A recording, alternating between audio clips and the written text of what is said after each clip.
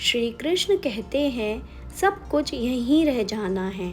एक राज्य में एक बार एक सन्यासी आया और सीधा राजा के महल में चला गया। उस सन्यासी की वेशभूषा को देखकर राजा के किसी भी सिपाही ने उसे अंदर जाने से नहीं रोका। वो सन्यासी सीधा राजा के दरबार में चला गया।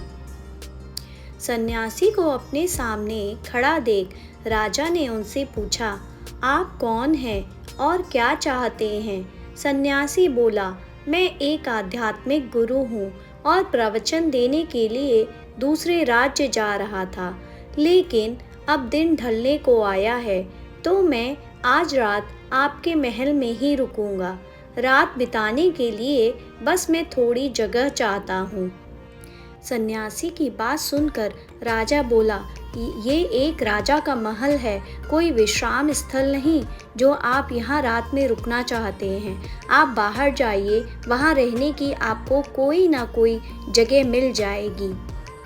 सन्यासी ने राजा से फिर प्रश्न किया, महाराज, क्या मैं जान सकता हूँ कि आपसे पहले ये महल किसका था? राजा बोला, मेरे पिता का था, क्योंकि मुझसे पहले वही राजा थे। सन्यासी ने फिर प्रश्न किया, अच्छा, तो अब आपके पिताजी कहाँ हैं? राजा बोला, अब वो इस दुनिया में नहीं रहे, उन्हीं के बाद तो मैं राजा बना हूँ। अच्छा, आपके पिता से पहले ये महल किसका था? सन्यासी ने फिर प्रश्न पूछा। राजा को अब गुस्सा आने लगा, लेकिन फिर भी उसने शांत होकर जवाब दिया, मेरे पिता से पहले ये महल मेरे दादाजी का था और अब वो भी इस दुनिया में नहीं है।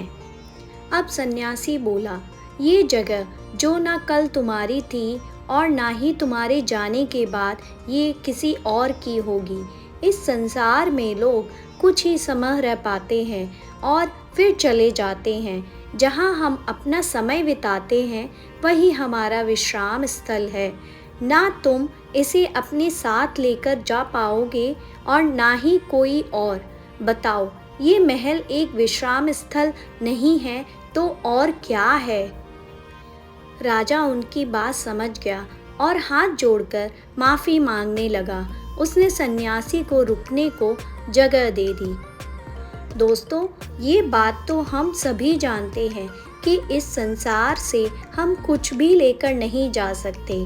खाली हाथ आए थे और खाली हाथ ही जाना है।